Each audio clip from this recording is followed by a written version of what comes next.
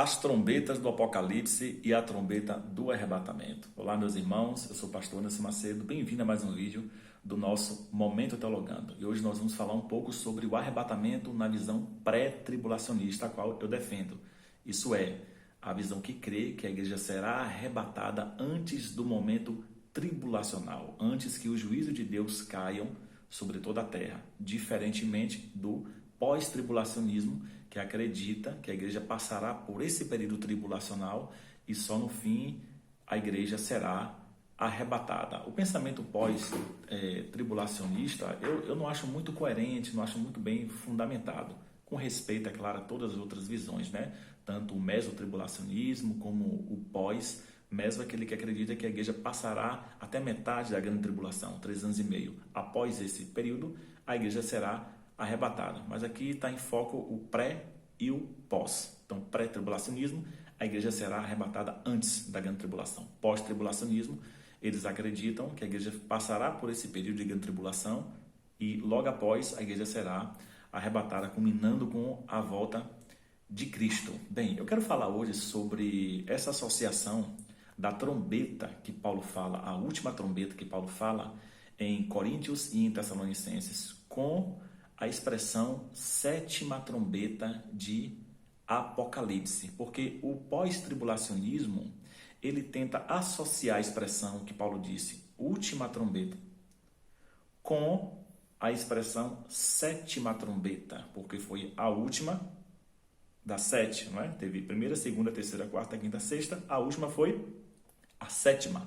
Então, pelo fato da última de Apocalipse ter sido a sétima, eles tentam associar com a última expressão, última trombeta, que Paulo disse. Com isso, eles acreditam que, já que é a última trombeta, a sétima de Apocalipse, então naquele momento a igreja estará aqui e presenciará todo esse período de juízo de Deus sobre a terra. Mas não é bem por aí. Não tem muita coerência a associar a expressão última trombeta, que Paulo disse, com a sétima trombeta de Apocalipse. Meus irmãos, Paulo ele tinha é bem característico do discurso de Paulo, da sua oratória, o padrão exórdio. O que é isso? Paulo era muito sistemático no que ele ensinava. Isso é padrão das cartas paulinas, das epístolas paulinas.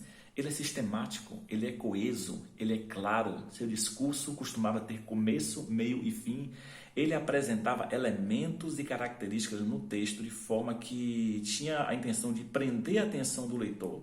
Por fim, convencer o leitor a crer, a acreditar, a entender aquilo que ele estava escrevendo. Isso é um padrão da escrita de Paulo, do texto de Paulo, da sua oratória, era o padrão exórdio. Então, o que acontece? Não há uma harmonia nessa expressão última trombeta que ele disse, com a trombeta de Apocalipse que João escreveu mais de 40 anos após Paulo ter escrito a expressão última trombeta. Paulo, se fosse a mesma trombeta de Apocalipse, certamente Paulo daria detalhes, especificaria, sinalizaria ou mostraria algum elemento para que seu público compreendesse, entendesse com clareza, já que era um padrão dele, que seria uma trombeta que João falaria mais de 40 anos depois, mas isso não aconteceu. Então isso já é um elemento eliminatório. A gente já vai por eliminação, tá? Mas vamos a um elemento maior, na hermenêutica, na exegese, que são as ferramentas que trabalham essa parte de interpretação de texto, de explicação, de buscar o contexto. Essas ferramentas, quem estudou sabe que o que eu vou falar aqui não é mentira. Elas dizem que a maior luz para entender um texto é o seu contexto. É claro que existe um conjunto de elementos que são de fundamental importância, como o fator linguístico, o fator cultural, o fator social, geográfico, não é? O fator temporal. Então, tudo isso é importante, só que o fator contextual é uma luz que clareia a maioria das dificuldades interpretativas. Quando você entende o contexto, a ideia central do texto, do que o autor está falando, qual assunto que ele está abordando, Isso traz luz ao texto. Então, você entender todo o contexto, todo o conjunto, o que vem antes, o que vem depois, a ideia central do texto, a temática do texto, a temática do capítulo, tudo isso traz luz ao texto. E falando de contexto, vamos observar qual é o contexto da trombeta que Paulo está falando. Depois vamos ver o contexto das trombetas de Apocalipse, não é? Vamos respeitar o contexto desse texto.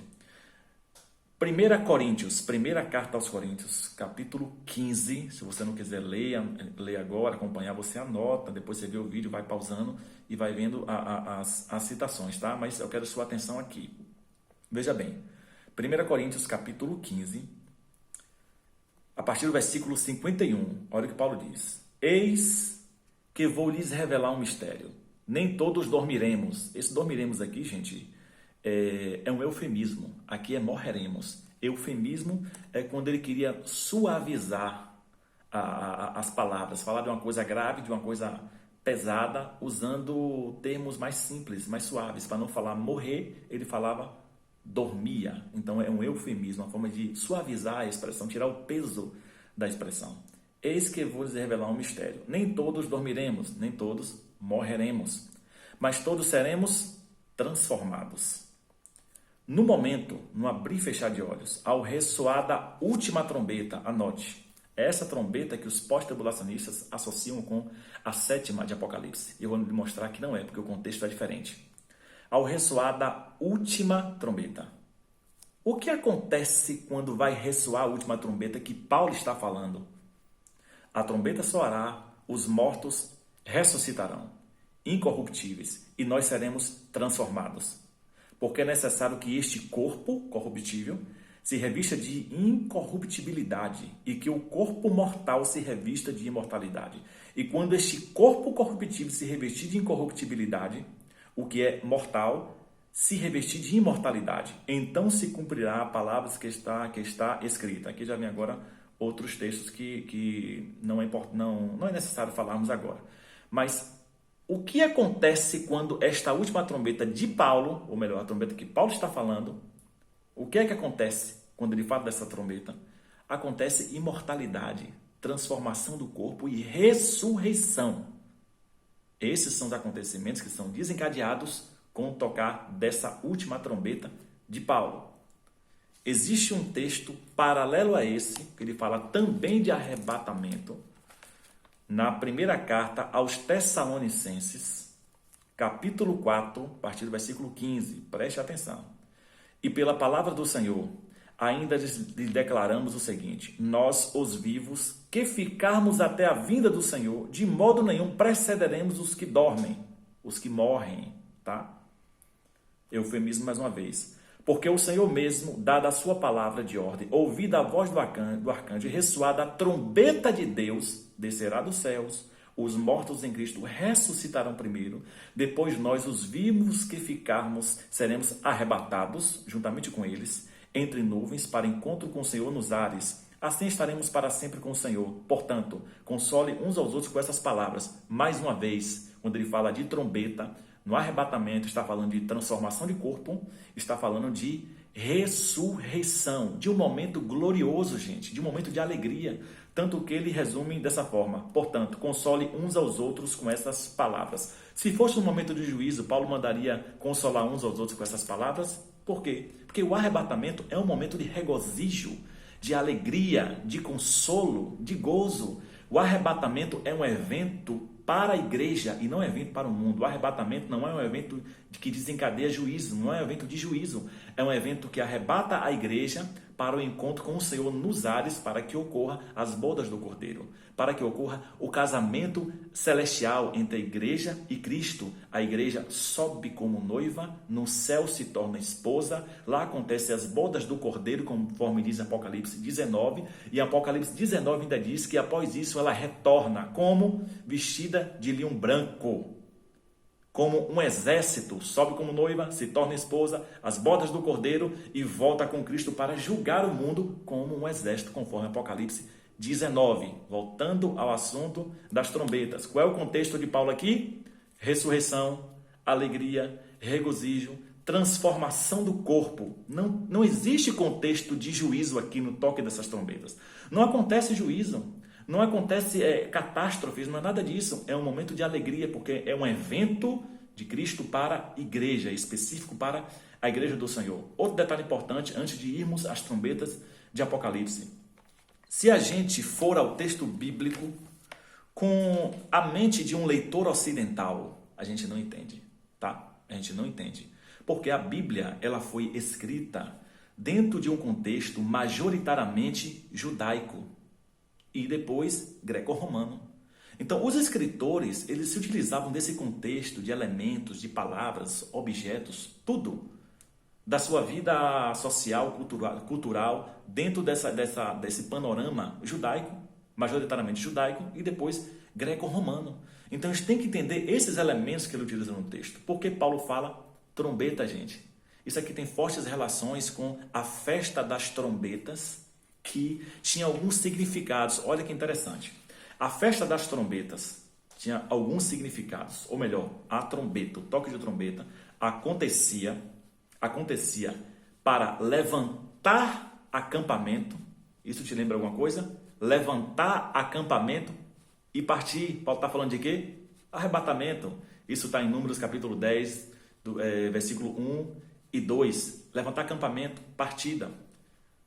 Para que era utilizado mais uma vez o toque de trombeta? Também era uma chamada para preparação à guerra. Números 10, 9. Tocava-se trombeta para a chegada da lua nova. Números 10, 10. Tocava-se trombeta para anunciar o ano do jubileu. Levítico 25, 9 e 10. E tocava a trombeta para anunciar uma reunião solene. 1 Reis 1, 3 e 4. 1 Reis 1, 3 e 4. Para anunciar uma reunião solene. Nós nos reuniremos, nos encontraremos com o Senhor. Onde Paulo falou?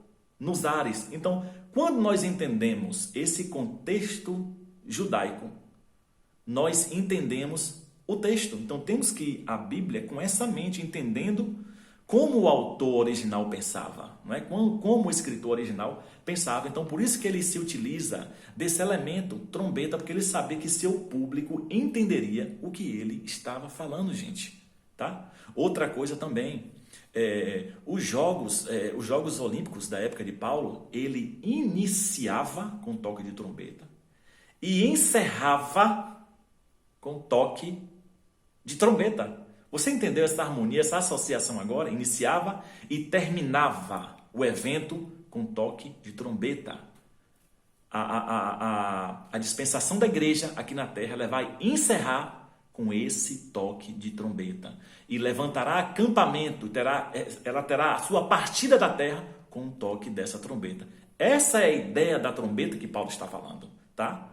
Mas Apocalipse fala das trombetas e os pós-tribulacionistas querem associar a última trombeta de Paulo às trombetas de Apocalipse, ou melhor dizendo, a sétima trombeta que eles entendem como última. Mas vamos lá, qual é o contexto das trombetas de Apocalipse? Vamos ver se é alegria, se é consolo, se é regozijo, se é transformação, se é ressurreição, se é a imortalidade do corpo. Vamos ver se é isso?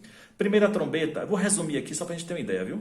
Primeira trombeta, Apocalipse capítulo 8, versículo 7. Primeiro anjo tocou a trombeta e houve granizo e fogo misturado com sangue e foram atirados à terra e foi queimada a terça parte da terra. Tem alegria nisso aqui? Tem ressurreição? Não tem.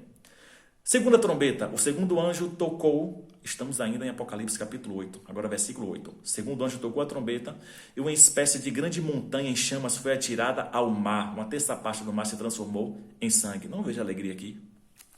Terceira trombeta, o terceiro anjo tocou a trombeta e uma grande estrela queimando como uma tocha caiu sobre a terça parte dos rios. Aqui também não há nenhum tipo de alegria.